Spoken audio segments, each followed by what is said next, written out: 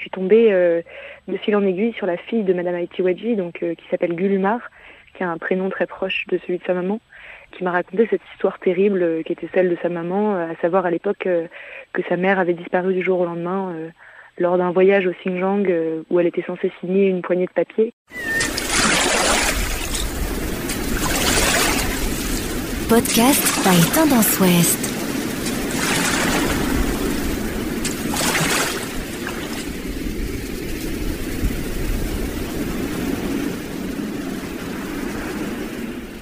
Bonjour à tous et bienvenue à vous dans ce nouveau numéro de Bouquins dans les poches.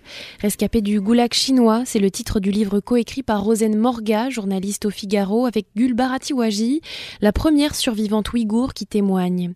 Née dans le Xinjiang, la province des Ouïghours en Chine, l'héroïne vivait en France depuis de nombreuses années, jusqu'en novembre 2016 où sa vie bascule. Un livre poignant qui nous dévoile la réalité du système concentrationnaire chinois, torture, faim, violence policière ou encore stérilisation forcée. Gulbar nous raconte l'enfer qu'elle a vécu pendant 3 ans.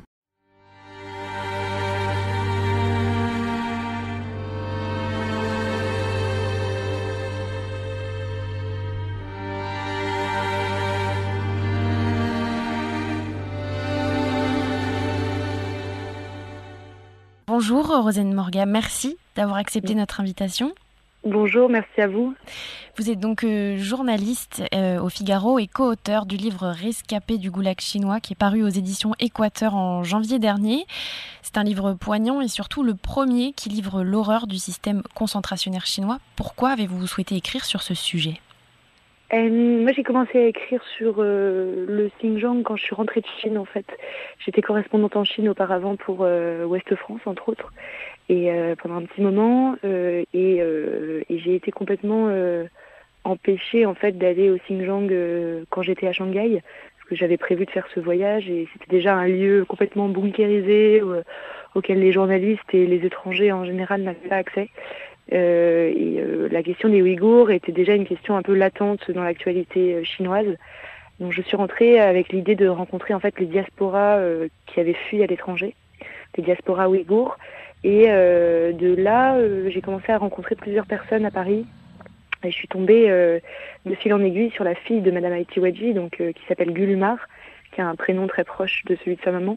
Et qui m'a raconté cette histoire terrible qui était celle de sa maman, à savoir à l'époque que sa mère avait disparu du jour au lendemain lors d'un voyage au Xinjiang où elle était censée signer une poignée de papier dans son ancienne entreprise et en fait qu'elle n'en était jamais revenue et que de son entreprise, des policiers étaient venus la chercher et l'avaient emmenée dans une prison en garde à vue dans un premier temps, puis avait été déportée en camp de rééducation. Et ça faisait déjà plusieurs années qu'elle n'avait plus de nouvelles de sa mère, qu'elle se battait en France sur les réseaux sociaux, dans la presse, aussi auprès du Quai d'Orsay, pour comprendre où était passée sa maman et surtout la faire libérer et la faire rapatrier. Donc moi j'ai raconté dans un premier temps l'histoire de la fille, l'histoire de Gulumar.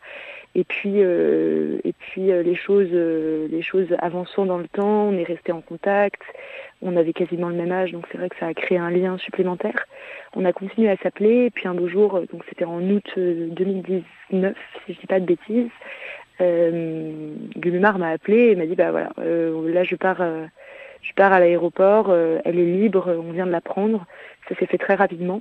Et Gulbar a atterri en France, est revenu en France comme ça, après des négociations ardues. Et de là, il a été question qu'on se rencontre toutes les trois pour qu'il y ait une suite à l'histoire de la fille. Il fallait raconter celle de la maman. Et au début, c'était des conversations assez intimes, des choses qui n'avaient pas du tout vocation à donner lieu à un livre, qui était vraiment plus... De toute façon, Gulbar, elle était traumatisée.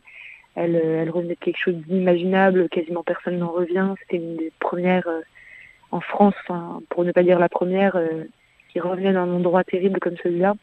Donc le projet du livre a mis un peu de temps à venir sur la table en fait. Au début, il était plus question de comprendre juste ce qui s'était passé pour elle et de savoir en fait, d'avoir ces informations qu'on n'avait pas auparavant. Après, le livre est né parce que l'histoire était bien trop importante, bien trop grave pour en faire un simple papier. Enfin, non pas qu'un papier ce soit pas suffisant, mais voilà, il y avait tant de choses à raconter que voilà, l'idée du livre est venue a mûri dans son esprit aussi, parce que c'est moi qui lui ai apporté cette idée du livre, et il fallait qu'elle la digère, il fallait qu'elle soit d'accord avec cette idée, ce qui n'était pas facile parce que ça implique de revenir sur tout son traumatisme alors qu'on en sort à peine. Donc c'était un vrai combat intérieur pour elle qui a finalement donné lieu à un oui, et elle a fini par donner son accord et s'est lancée dans cette aventure littéraire, on va dire. Justement, vous le dites, c'est l'une des premières à témoigner. Comment vous l'avez convaincue et combien de temps ça vous a pris pour justement faire naître ce livre ? Alors, je pense pas que je l'ai convaincue. Je pense que pour moi, j'étais convaincue vraiment de l'importance de raconter cette histoire parce qu'elle était totalement inédite et que le monde avait vraiment besoin de savoir ce qui se passait pour les Ouïghours au-delà de la disparition des gens. En fait, on avait besoin aussi de comprendre. Je veux dire, il y avait des milliers de personnes qui disparaissaient quand on suivait l'actualité ouïghour, des centaines de Ouïghours à l'étranger qui disaient j'ai plus de contact avec mon oncle, ma mère, mon frère, je peux plus rentrer au Xinjiang, je reçois des messages extrêmement étranges des autorités chinoises, voilà. Donc cette histoire, elle avait déjà été racontée des dizaines de fois et on n'avait pas l'autre histoire qui est ceux qui en reviennent et qui peuvent la raconter. Moi, c'est vraiment ce que j'ai expliqué à Gulbar. C'était tout l'objet de ma démarche, c'était de lui dire que ce qu'elle avait vécu était totalement inédit. Et elle, en fait, si vous voulez, elle a passé 3 ans dans un endroit coupé du monde, enfermée, avec des personnes comme elle qui ne savaient rien de ce qui se passait à l'étranger, qui n'avaient aucune idée de l'attention croissante qui était que les gens portaient à l'histoire des Ouïghours, en fait. C'est quand elle est rentrée en France, à Paris, et que sa fille lui racontait le combat médiatique, les diasporas dans le monde, les États-Unis qui se positionnaient vis-à-vis de la Chine sur le sujet, les pays européens aussi un peu plus timidement, mais quand même, qu'elle a compris que en fait, c'était vraiment quelque chose d'énorme et que dans ces cas-là, oui, effectivement, un livre, ça avait du sens. C'est quelque chose qui, jusqu'à la dernière seconde, a été en suspens parce qu'elle a été d'accord pour le livre assez vite. Mais au début, il n'était pas du tout question qu'elle assume sa véritable identité parce qu'elle trouvait ça trop dangereux. Elle a encore beaucoup de familles au Xinjiang et elle pensait que ça pouvait vraiment avoir des conséquences sur sa famille restée là-bas. Donc il était question d'un livre avec une personne anonymisée, une histoire qui serait racontée à la 3e personne. Et c'est en lui montrant le produit écrit et la façon littéraire de mettre en avant son histoire à la 1re personne qu'elle s'est rendue compte que effectivement ce serait plus intéressant de la raconter comme ça. Et quand elle a commencé à lire les 50 premières pages du livre en septembre dernier, là elle s'est dit que ça c'est né en elle. Elle m'a appelée et elle m'a dit que finalement elle voulait assumer jusqu'au bout son histoire dans le livre.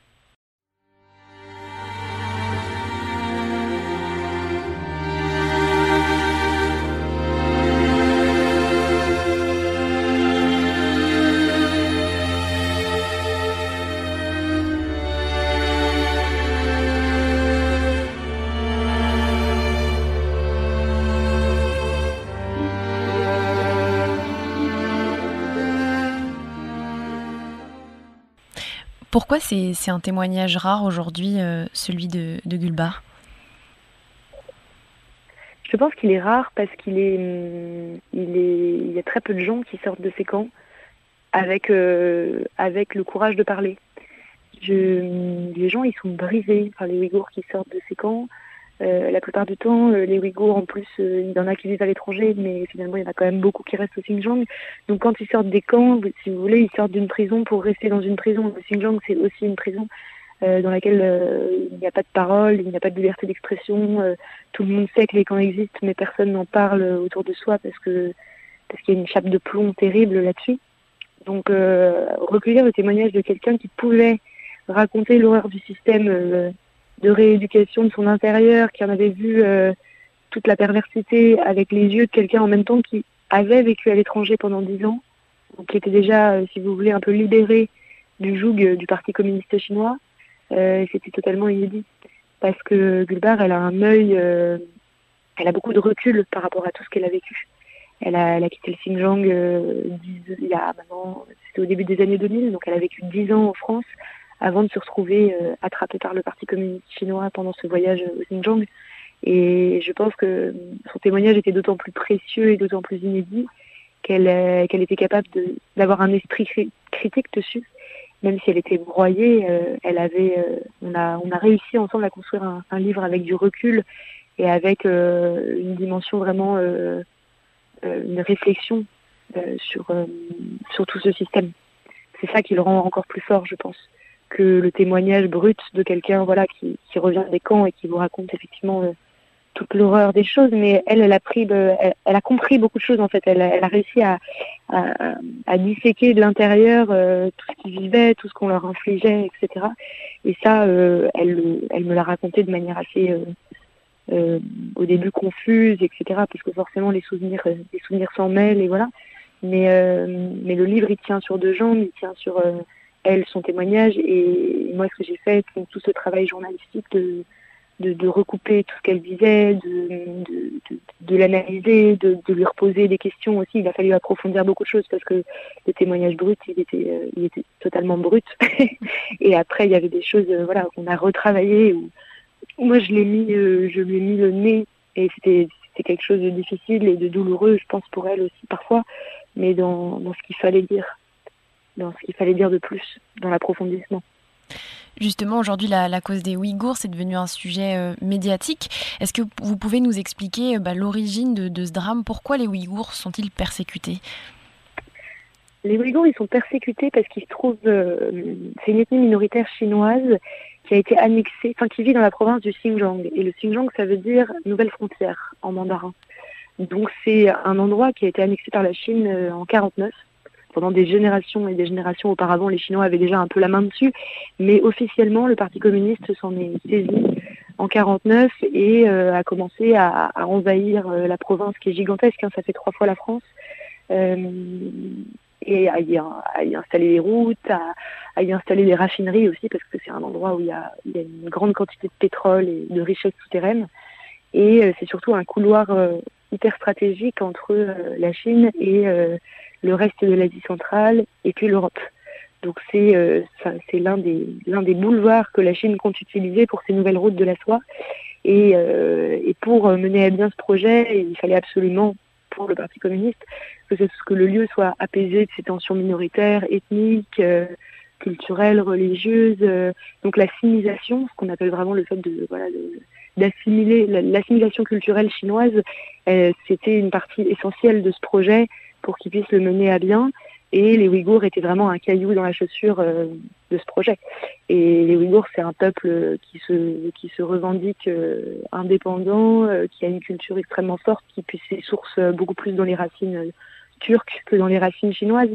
Donc pour eux, ça n'a aucun sens en fait d'être annexés à la Chine, si vous voulez. Ils ne sont pas du tout de la culture chinoise. Il se trouve qu'ils se sont fait annexer. Mais donc en fait, je pense que toute l'idée originelle de la rééducation des Ouïghours, elle vient de là, elle vient vraiment de ce projet économique. Elle vient aussi du fait qu'il y a eu beaucoup de révoltes, parce que en 2009, il y a eu une grande série d'attaques à Urumqi, qui est la capitale du Xinjiang, au début du mois de juillet.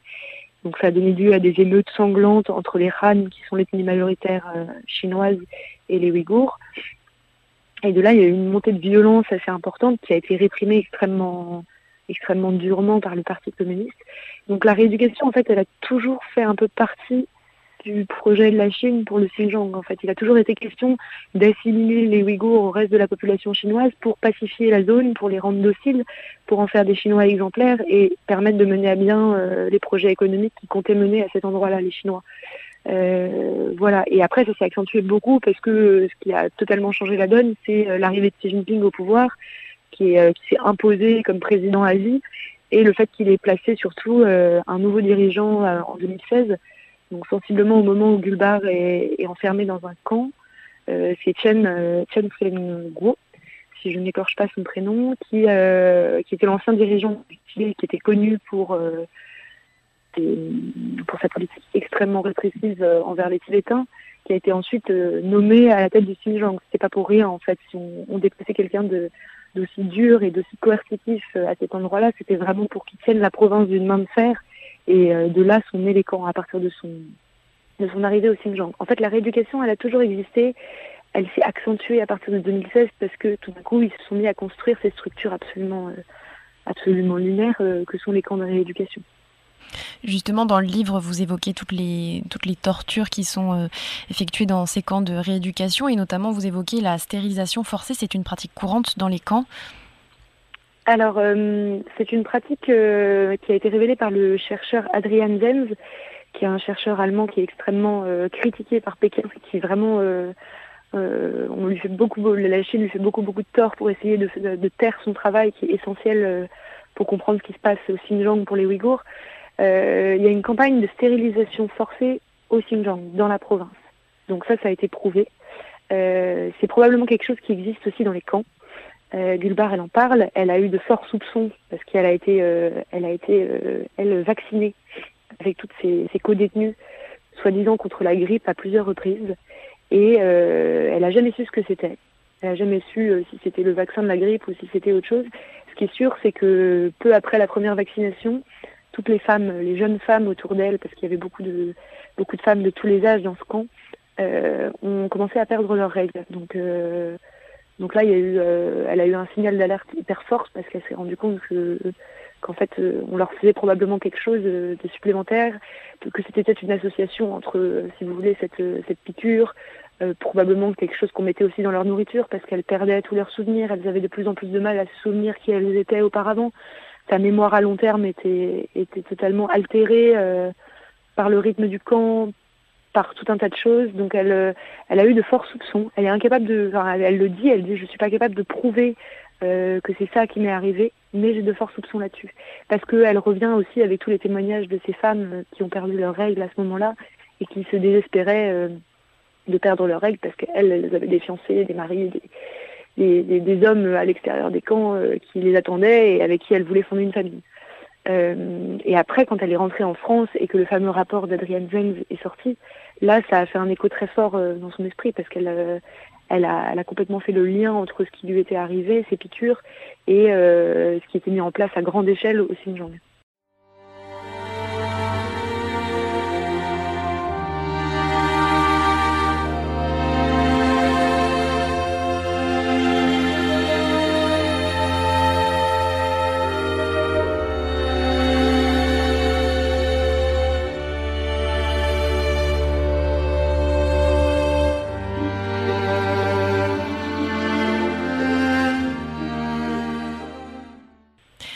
Aujourd'hui, la parole se libère sur cette cause des Ouïghours. Pour vous, quel a été l'élément déclencheur ? Comment ça a été dévoilé, mis en lumière ?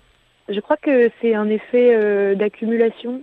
Le sujet des Ouïghours, la répression que subissent les Ouïghours, ça fait vraiment officiellement 3 ans qu'on en parle de plus en plus, que c'est un sujet récurrent de l'actualité, mais qui apparaissait avant en fait de manière assez fugace. Donc il arrivait...